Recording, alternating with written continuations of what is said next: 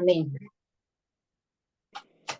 Bueno, mis amados, que Dios me los bendiga. Ha sido una bendición poder compartir junto a ustedes acá en Padre Hurtado, formando discípulos. Qué importante, amado, esta palabra, porque en realidad Dios nos llama a ser formados como el Maestro y hacer la misma obra que Jesús hizo, hacerlas también nosotros aquí en la tierra.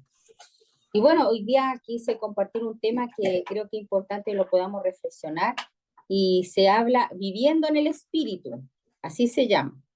Les voy a compartir. A mí me gusta mucho trabajar con imágenes, porque a veces como que se nos queda mejor las imágenes, ¿ya? Ahí está. O sea, ahí me avisan si lo pueden ver. Se llama Viviendo en el Reino. Ahí está, Viviendo en el Reino. 1 Corintios 4:20 nos dice, pero antes de comenzar a pedir a nuestro amado pastor que nos dirija una oración, porque lo que más necesitamos es que el Espíritu nos hable, ¿cierto? Que el Espíritu Santo sea el que nos direcciona. Así que ya, pastor, ore nada más. Amado Padre, elevo en este momento mi petición, Señor, para que este sea un tiempo también de examinarnos con tu palabra, Señor. Sabemos que tenemos falencia, nos falta crecer en obediencia, nos falta crecer en muchas áreas, Señor, pero tú has puesto tu espíritu, pero también tu palabra. Y además, Señor, son el poder más máximo que podemos experimentar, poder y palabra, Señor. Que esta palabra sea ungida, para que a pesar de todas las cosas que estemos viviendo a nuestro alrededor, sea el sustento, sea nuestro consuelo, sea nuestra fortaleza, Señor. Te pido que bendiga a mi esposa y que le dé una palabra, Señor, y una fluidez en el Espíritu, y para que sea para edificación de tu iglesia. Te lo pido en el nombre de Jesús. Amén. Amén. Bueno, mis amados, con respecto a qué es el reino, todos ya ustedes han aprendido que lo que es el reino, ¿cierto? El reino de los cielos, pero también algo importante que queremos hoy enfatizar del reino es que el reino no tan solo es palabra, sino es poder. Y es algo que nosotros tenemos que experimentar a diario, no es tan solo un momento ocasional, sino que el reino de los cielos dice que sufre violencia y los violentos lo arrebatan. Y esa palabra violento no se refiere a una persona agresiva, se está refiriendo más que nada a una persona que es aguerrida, una persona que se atreve, una persona que está dispuesta a hacer proezas en el nombre del Señor. O sea, valiente, por decirlo así. El valiente, no en el sentido violento de agresivo, sino el que se atreve, el valiente, el que va adelante, el aguerrido, el que es fuerte, dice, no, vamos y vamos con todo. Entonces, porque el reino de los cielos, amados, sufre violencia. ¿Por qué sufre violencia? Porque hay un reino de las tinieblas que siempre se va a querer oponer al reino de la luz. Y Jesucristo nos sacó de ese reino de las tinieblas. Y algo que a mí me hacía entender Dios acerca del reino, porque acuérdense que en los postreros tiempos van a haber dos luchas, reino contra reino, reino de las tinieblas, el reino de la luz. Y usted y yo tenemos que aprender a diferenciar y cómo podemos vivir en el Espíritu y cómo podemos vencer, porque la lucha es ardua y sabe que la lucha más fuerte va a ser contra los cristianos, aunque usted no lo crea. Entonces a usted no le va a servir nomás una palabrita, así nomás un conocimiento, no, usted tiene que experimentar el poder de Dios dentro de su cuerpo, dentro de su vida, porque si no usted va a sucumbir frente a la presión que va a venir en estos postreros tiempos. Entonces, algo que tenemos que enfatizar hoy en día es que el reino de los cielos sufre violencia y los violentos lo arrebatan, pero también dice la palabra acá en 1 Corintios 4:20, que es que yo quiero hacer énfasis, que dice que el reino de Dios no es tan solo cuestión de palabras, sino de poder. Y esa palabra poder es dunamis en el hebreo. La palabra dunamis, ustedes saben que viene de dinamita, ¿cierto? Ustedes lo saben. Y una dinamita no es algo que se queda quieto, dinamita es un poder explosivo, es un poder constante y que rompe cadenas.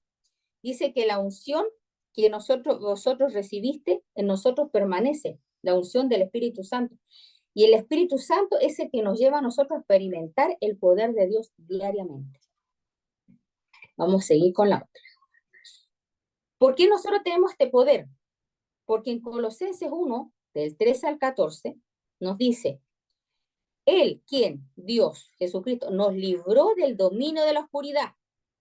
Entonces, amado, ¿por qué a veces nos quedamos en la oscuridad? Ahora, ¿qué es lo que es la oscuridad? Pensamientos negativos, situaciones de opresiones que a veces pasamos, porque mire, nosotros podemos entender que todos cristianos pasamos luchas, pruebas, pero hay veces en las que usted se va a sentir, ¿cómo se puede decir la palabra? Con batallas internas. en la que en pensamientos negativos te van a querer arrastrar a ese mundo de tinieblas. Ahora, ¿cuál es el punto de contacto que tiene este reino en nuestra carne? Y eso es lo que nosotros tenemos que aprender a diferenciar, amado, porque nuestra carne es la que nos baja al nivel del reino de las tinieblas. ¿Y quién gobierna en el reino de las tinieblas? ¿Quién? Satanás. Y si tú doblegas si tú no aprendes a hacer morir lo terrenal en nosotros, ¿quién va a gobernar? Satanás. Entonces, para que tú puedas vivir este reino en poder, en potencia, ¿qué tienes que hacer? El Señor ya nos trasladó al reino de su amado Hijo. Así que tú y yo tenemos el poder y la autoridad para vencer al enemigo. Y mira, algo importante, se nos trajo el reino de su amado Hijo. ¿En quién tenemos qué cosa? Redención. ¿Qué significa esa palabra redención, pastor? Alguien con precio. Alguien que pagó un precio, exactamente. Entonces, amado, usted tiene que ahora entender en su mente que alguien pagó ya el precio, usted no tiene por qué ya aguantarle al diablo que lo oprima, porque usted ya fue trasladado al reino de la luz, al reino donde gobierna Cristo, en quien tenemos redención, el perdón de pecados. Entonces, el problema de hoy en día en la iglesia, que falta conversión. El problema de hoy en día en la iglesia en general, no tan solo quizás nuestra batalla, es que nos falta tener entendimiento de los intercambios que hubo en la cruz del Calvario para poder nosotros tener una vida en victoria y para poder vivir realmente el reino en plenitud. Ahora, para recibir el reino, mire, qué fácil, como un niño. Marcos 10:15 dice, de cierto os digo que el que no reciba el reino de Dios como un niño, no entrará en él. Usted tiene que ser como un niño. El reino de los cielos es fácil obtenerlo, pero usted debe tener esa actitud de un niño. Ahora, ¿por qué usted entró a este reino? Porque usted recibió una adopción. Y esa adopción te la dio el Padre. Por eso, amados, que nosotros tenemos que, usted y yo, ¿cómo se puede decir la palabra? Tener el entendimiento de que usted es aceptado. ¿Sabe cuál es el problema de muchos cristianos? Que todavía vivimos con luchas internas en sentirnos nosotros mismos aceptados por Dios.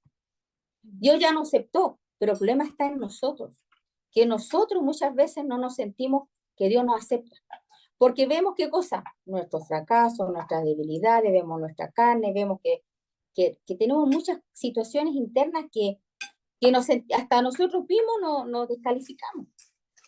Entonces, usted tiene que aprender ahora cómo vivir ese reino.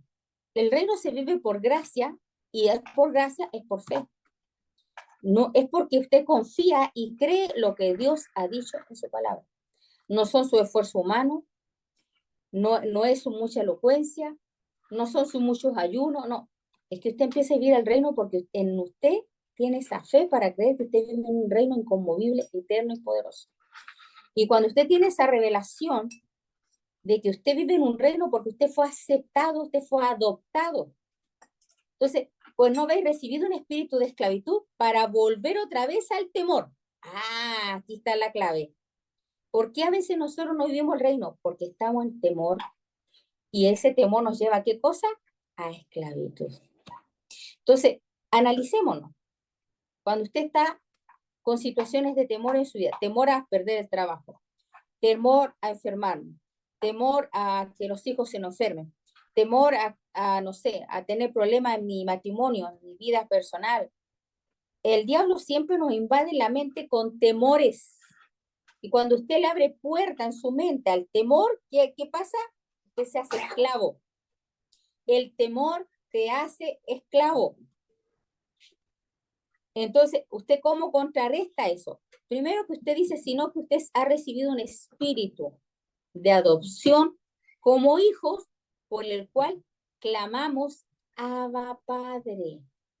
¿Por qué usted se puede acercar al trono de la gracia? Porque usted sabe que tiene un papá. Y como usted tiene un papá, ese papá a usted le hace justicia. Porque ese papá, como dice la palabra, en la parábola, había una mujer viuda que iba donde un juez, que este juez era injusto, Pero esta mujer, por ser perseverante, dice que este juez le hizo justicia.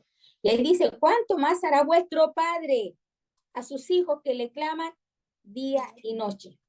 Y una parte dice, y cuando venga el Hijo del Hombre, ¿hallará fe en la tierra? ¿Por qué cree usted que el Señor dice eso en los postreros tiempos? Y cuando venga el Hijo del Hombre, ¿hallará fe en la tierra? ¿Por qué cree usted? Porque en los postreros tiempos, amados, va a haber tanta opresión de este reino de tinieblas que muchos van a sucumbir su fe porque hallará fe en la tierra. Entonces, ahora, ¿cómo contrarrestamos nosotros el temor? ¿Cuál es el antídoto del temor? La fe. Pero la fe, amados, la fe dice, ejercítate, ¿cierto? Como dice, ejercítate para la piedad, echa mano de la vida eterna.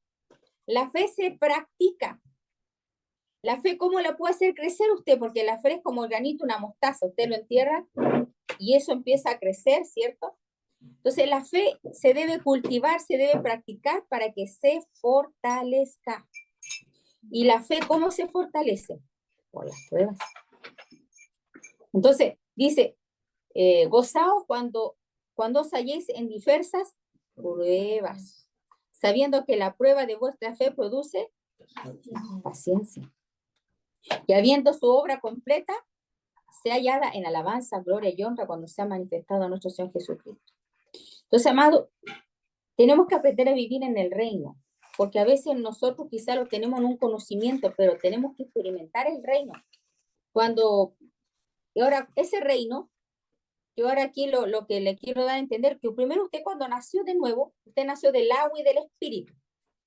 El que no nace del agua y del espíritu no puede entrar en el reino de Dios, así de sencillo. Ahora, ¿cómo se nace del agua y del espíritu? Es porque usted sabe que la palabra es agua. El Espíritu Santo, cuando entra en ti, cuando tú recibes el Evangelio, vuestra salvación, y habiendo creído en él, fuiste sellado con el Espíritu Santo de la promesa. Nosotros entramos al reino y se nos activa inmediatamente 5 sentidos espirituales: el ver, el olfato, el gustar, las manos, el oído.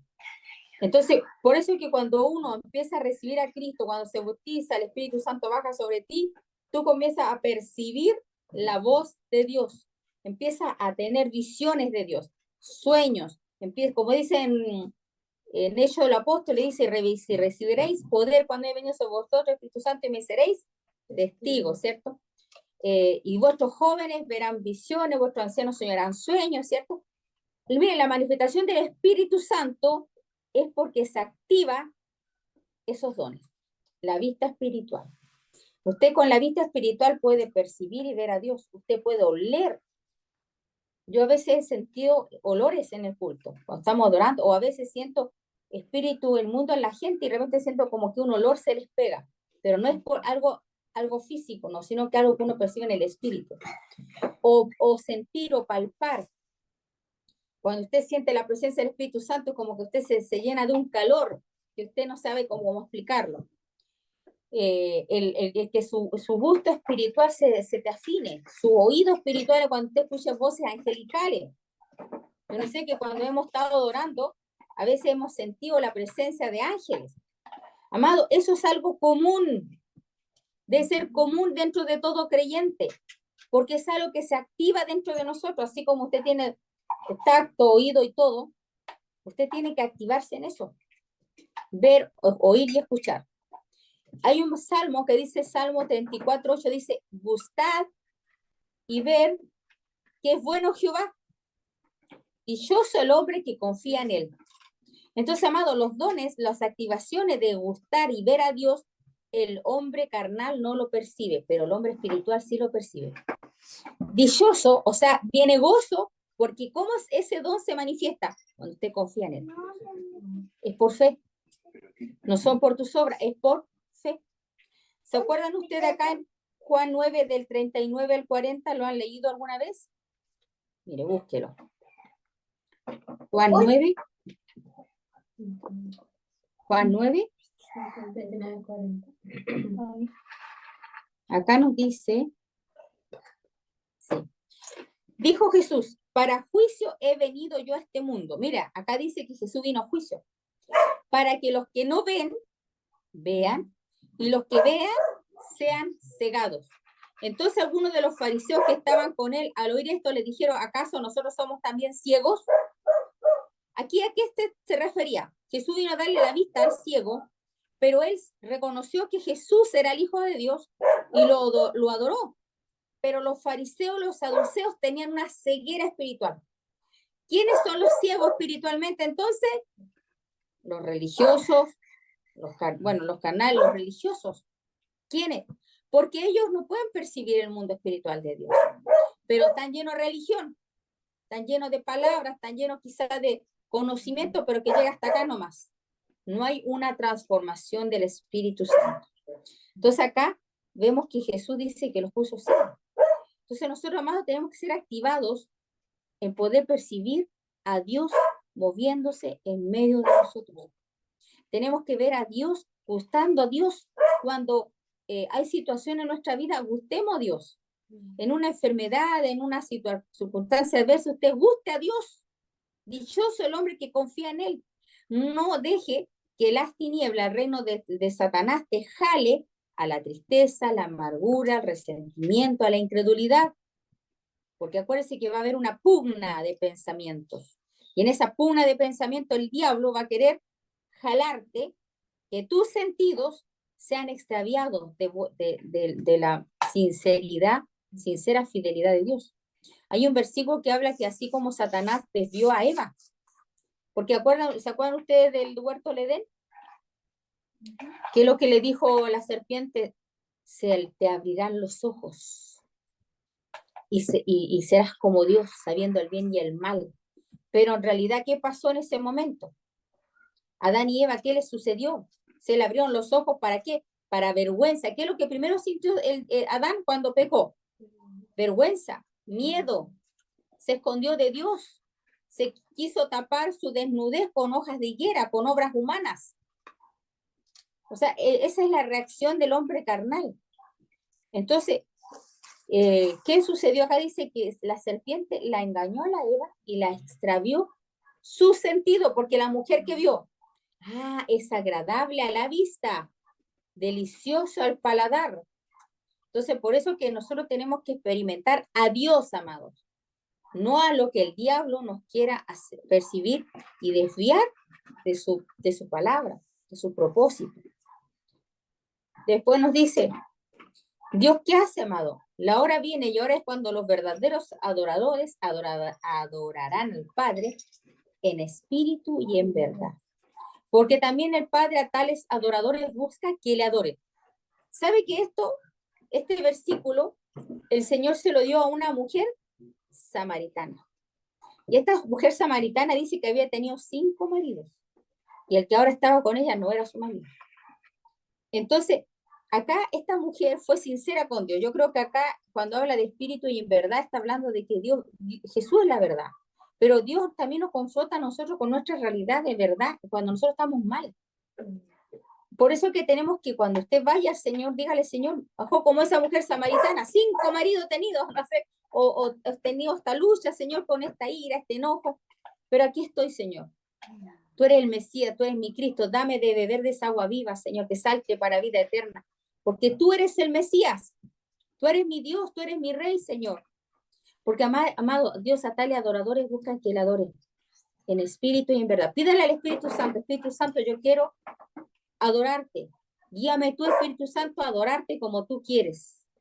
Enséñame a hacer esas obras que tú ya has preparado de antemano para que yo camine en ellas. Mire, ya Jesús nos trazó el camino. Ya Jesús nos dejó listito el camino. Ahora tú solamente tienes que seguirlo, nada más. Si la vida cristiana no son, ay, que tengo que seguir, ay, que estoy tan cansado. Así. No, la vida cristiana no es cargas pesadas. La vida cristiana es un disfrute diario, en cada momento de tu vida, en la que tú puedes gustar y ver a Dios. Amén. ¿Está contento o está triste? Bueno, los sentidos espirituales se activan cuando con el bautismo del Espíritu Santo. Usted se bautizó, ¿cierto? ¿Todos son bautizados acá?